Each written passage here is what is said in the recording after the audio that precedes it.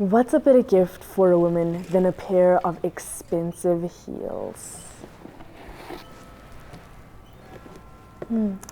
Heels are supposed to be a woman's best friend.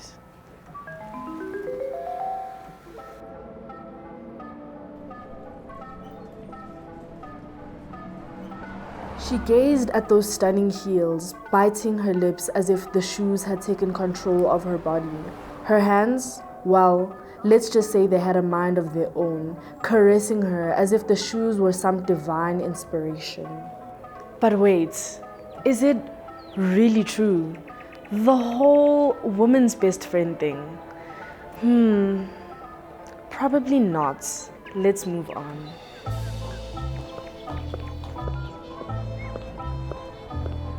In this episode, we follow up on a quest to make high heels that can accommodate plus-size women.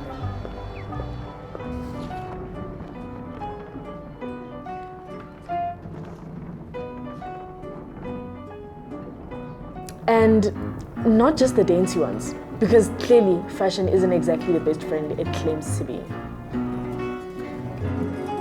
Without hesitation, we went on a research quest. As you know, we always do, to find the history of high heels. Remember, a shoe starts from a design. A design is mostly inspired by the past. So, to keep you afloat, here's the final design that we came up with. But we'll obviously need to prototype it.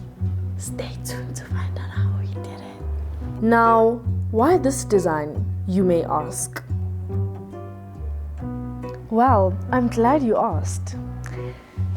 See, a while back, during the times of the Ottoman Empire, heels were commonly fashionable in East Asia, or what you may know as the Middle East. It was around 1299. Fun fact, Ottoman originates in Turkey, not the furniture. But why would anyone create such a dubious shoe?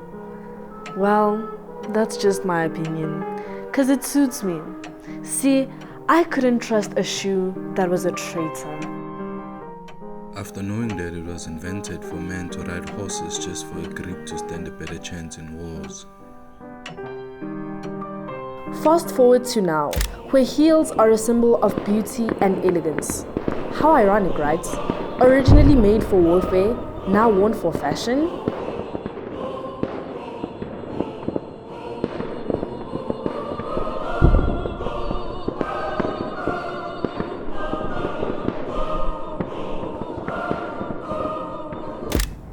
But see, I've got to give it its flowers for being the muse for the stirrup invention.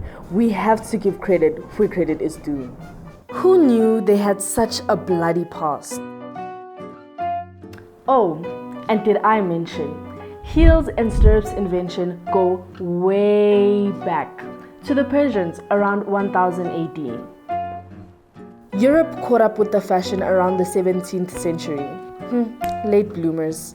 The shoes that were first known by the Europeans were platform shoes. I couldn't help but notice the tallest man at festivals walking in stop motion, dressed in a circus-like costume that echoed medieval European celebrations.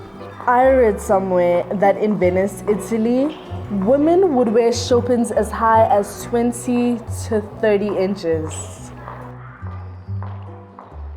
Imagine walking around in two rulers stacked on top of each other. It is said that women wore platform shoes to protect their shoes and dresses from muck. Ugh, nasty.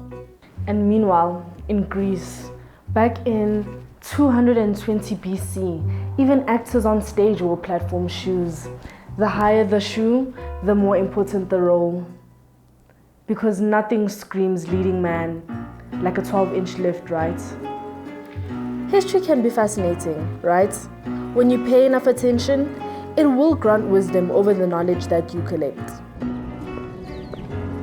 When I see vintage shoes, darling, my heart melts, sweating into my hand like an iceman. My purse triggers an earthquake, coughing up money like a magician.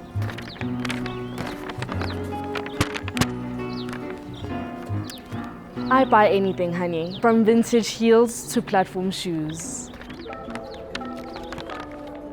Unnecessary info: high heels and platform shoes are not the same. High heels come from the name itself. Platforms, think wedges or Dr. Martens. Then the two can obviously meet in between to confuse the audience, of course. Anywho, our new design is a blend of both these historical styles, while of course keeping it modern. To go forward, I'd like to leave you with this: the past is your future. We used Everfoam to keep it comfy for those long waits. The prototype has a leather top with layers of cork, foam, and a rubber or leather sole. We're still testing it though. What do you think? Drop a comment. And well, that's a wrap. We out.